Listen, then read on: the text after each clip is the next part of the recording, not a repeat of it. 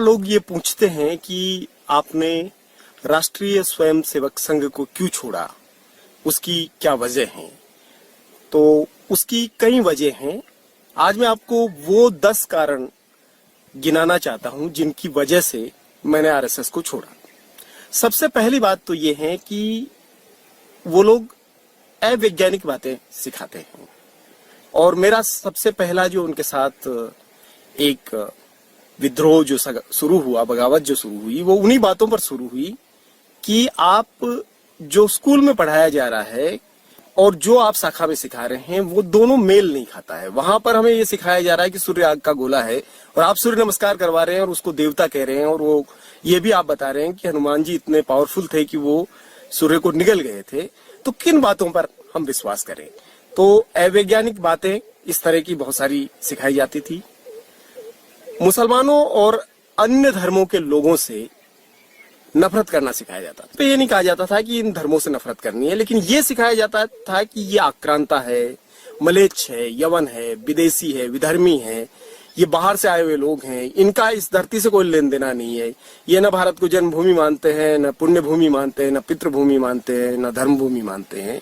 तो इस तरीके से अन्य धर्म के लोगों के प्रति नफरत का भाव भरा जाता था। तीसरा एक कारण ये भी था कि उनको बौद्धिक चीजों से ज्यादा शारीरिक चीजों पर उनका जोर था। प्राथमिकता में वो चीजें थी कि आप जिस्मानी तौर पे मजबूत हों, न कि आप दिमागी तौर पे मजबूत हों। तो आप शारीरिक कीजिए, व्यायाम कीजिए, एक्सरसाइज कीजिए, लेकिन दिमाग कम इस्तेमाल कीजिए। फिर वहां पर जो हेजेमनी थी, जिन समुदायों का कब्जा था, खास तौर पे कहने के लिए समग्र हिंदू समाज था, वृहत्तर हिंदू समाज की बात की जाती थी, लेकिन संघ में मैंने ये भी पाया कि वहां पर अपर कास्ट हिंदुओं का पूरी तरीके से वर्चस्व है, और उनमें भी खास तौर पे ब्राह्मण और बनिया समुदाय पूरी तरीके से वहां पर उन पर हावी है। उन्हें विचारकों से बिल्कुल नफरत है, उन्हें केवल प्रचारक चाहिए। जो कुछ नागपुर से कह दिया जाए वैसा का वैसा नीचे तक आना चाहिए, ऐसा उनका भावना रहती है।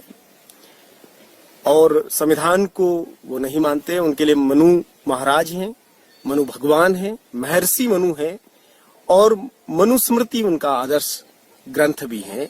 और शाखाओं में, कार्यक्रमों में, संघ के विभिन्न प्रकार के आयोजनों में ये गीत भी गाया जाता है कि मनुष्य तू महान रे, तू मनु की संतान रे। तो वो मनु को इतना ज्यादा जोड़ देते हैं, और एक तरीके से मनुवादी लोग हैं, और जाति को विशिष्टता मानते हैं, वर्णों का पूरी तरीके से समर्थन करते हैं। उनकी कथनी और करनी का फर्क भी मैंने बहुत साफ तौर पे देखा। हम लोगों को मोटिवेट करके, हम लोगों में बलिदानी भावना भर के हमको भेज दिया उन्होंने अयोध्या की तरफ, ट्रेन में बिठा दिया, और हमको मोटिवेट करने वाले लोग या तो भीलवाड़ा ही रह गए या फिर अजमेर तक साथ चले और अजमेर से वापस आ गए। तो वो दूसरों को इन चीजों में झोंक देते हैं और खुद को बचाए रखते हैं। जब भी दंगा फसाद और कुछ चीजें होती है तो संघ के बड़े जो अधिकारी हैं और नेता हैं, उनके बच्चे उसमें शामिल नहीं होते। उनके बच्चे अच्छी अच्छी जगहों पर पढ़ते हैं, और वो सामान्य जो स्वयंसेवक होते हैं दूसरे समुदायों के, उनको आगे करते हैं। हिंदी, हिंदू, हिंदुस्तान की बड़ी बातें, लेकिन उनके जो संतानें हैं वो मिशनरी कॉन्वेंट स्कूलों में, अंग्रेजी माध्यम के स्कूलों में पढ़ते हैं, और हमें हिंदी के प्रति प्रेम भाव और मातृभाषा और राजभाषा, राष्ट्रभाषा कह करके सारी बातें कही जाती है। एक तरीके से धीरे धीरे वो इतना ब्रेन वॉश कर देते हैं कि कट्टरता पैदा हो जाती है, और इतनी कट्टरता कि आत्म बलिदान की इच्छा होने लगती है। तो एक तरीके से फिदायनी दस्ते के रूप में तैयार कर देते हैं। जैसे जब राम मंदिर की कार सेवा के लिए पहली बार में गया, तब हम लोग गीत गा रहे थे कि राम जी के नाम पर जो हम मर जाएंगे, दुनिया में अपना नाम अमर कर जाएंगे। तो बिल्कुल मरने मारने की स्थिति में हम आ गए थे। आदर्शों की बातें बहुत होती है, लेकिन उन आदर्शों का आचरण में, व्यवहार में, उन सिद्धांतों को स्वयंसेवक में हमने नहीं देखा। तो जो हिंदुवः सोदरा सर्वे की बात करते थे और न हिंदू पतितो भवेत की बात करते थे, वही लोग जातिगत भेदभाव और छुआछूत भी करते थे, तो ये जो दोगलापन था संघ में, वो भी बहुत साफ तौर पे मुझे नजर आता है। और आखिरी बात जो कि एक बड़ा कारण बना और जिसकी वजह से मैंने पूरी तरीके से संघ को छोड़ा, वो कारण व्यक्तिगत रूप से मेरे साथ जो जातिगत भेदभाव और छुआछूत किया उन्होंने।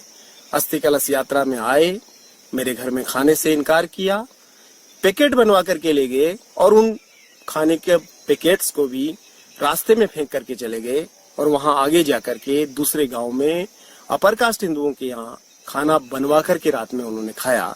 और जब इस बात का विरोध मैंने किया, जब इस बात को उठाया, मैंने सवाल पूछा कि ये क्यों किया मेरे साथ, तो उन्होंने उसको सुना ही नहीं, बिल्कुल नजरअंदाज कर दिया और बाद में ये भी कहना शुरू कर दिया कि ये बहुत छोटी सी बात है, बहुत मामूली सी बात है, इसको बतंगड़ नहीं बनाया जाना चाहिए और मैं राष्ट्र सेवा में लगा रहूं, न कि इस तरीके से इधर उधर हो जाऊं। तो एक जो मेरे लिए स्वाभिमान का प्रश्न था, मेरी जो अस्मिता का प्रश्न था, मेरी जो पहचान का प्रश्न था, वो उनके लिए कोई मायने नहीं रखता था।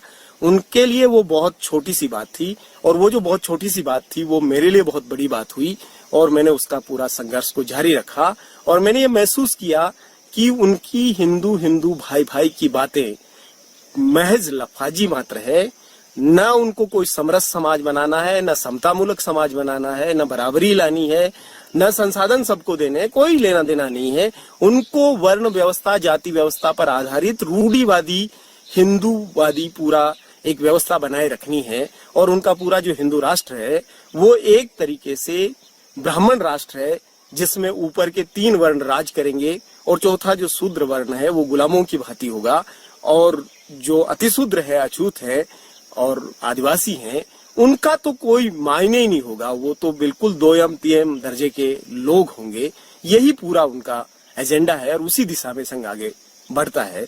तो जब मैंने इन सब चीजों को समझा, जाना, तो मैं छोड़ करके बाहर आया और मैं अब लोगों को उनकी सच्चाई के बारे में अवगत कराता हूं और बताता हूं कि क्या स्थिति है और उनके झांसे में क्यों नहीं आना चाहिए।